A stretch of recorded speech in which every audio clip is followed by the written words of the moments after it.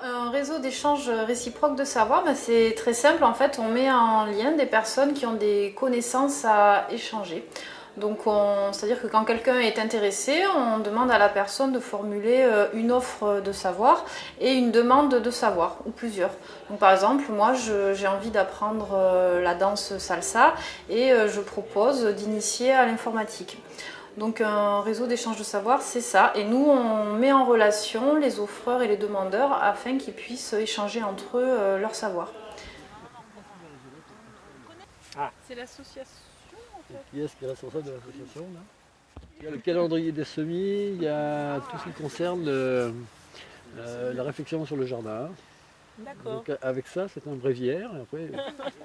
C'est pas la meilleure saison, Alors ça fait 4 ans qu'on a les terres. Moi je l'ai retourné la première année par souci de simplicité. Et depuis, elle n'a jamais été retournée, elle est simplement aérée.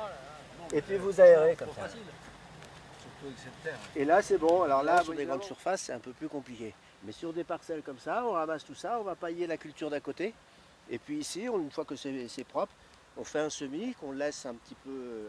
Donc c'est l'association Offre et Demande qui a mis en place ce réseau d'échange réciproque de savoir. On a proposé le projet à la Caisse d'allocation familiale qui nous finance depuis 1 an et demi.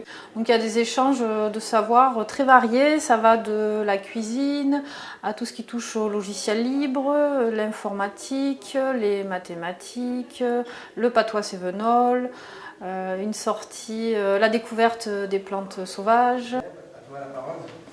Merci, donc bienvenue à tous. Ça fait qu'on a trouvé utile d'interroger ce modèle d'entrepreneuriat que sont les coopératives qui en plus est très présent au niveau local et depuis longtemps. Et puis ça peut être intéressant de voir aujourd'hui comment ça peut être encore une ressource pour nous.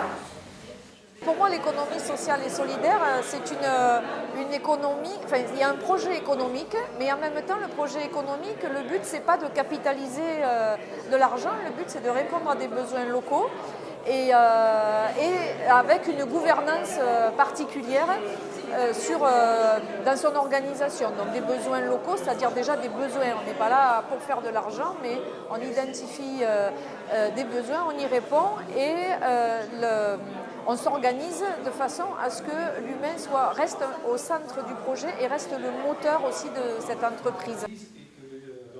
Suite à la crise la maladie du phylloxéra, il y a une grosse partie du vignoble qui a disparu.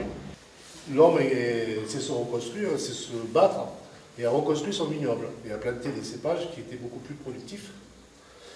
Et donc il y a eu à un moment donné une augmentation de la production, donc chute des cours. Et là, vraiment la misère. La misère pour les petits. Et dans les petits, il y avait aussi des ouvriers d'ailleurs. Il y avait des gens qui étaient ouvriers et qui avaient aussi une parcelle de terre. Et en fait, c'est quand on a des difficultés qu'on doit se regrouper.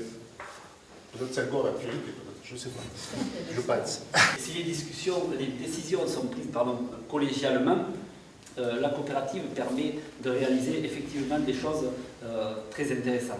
Alors je pense que si depuis 1925 ce système fonctionne, et même je veux dire, sur le même modèle, de la même façon, c'est qu'il représente assurément une solution fiable et que je crois qu'il n'a plus rien à prouver de son efficacité, on en est tous à peu près convaincus. Une des raisons pour lesquelles j'ai choisi de faire ce forum sur les coopératives, c'est bien parce que ça s'inscrit dans cette économie sociale et solidaire.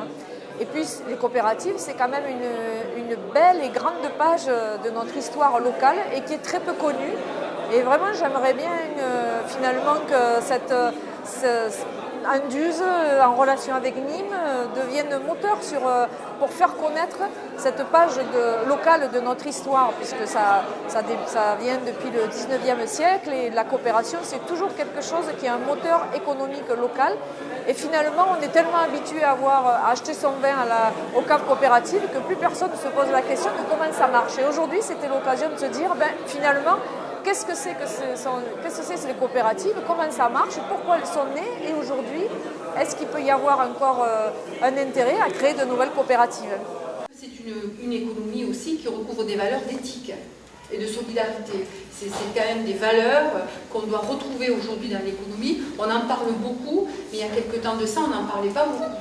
L'économie sociale et solidaire, elle est porteuse d'emploi, elle est porteuse de lien social et elle est porteuse de développement économique.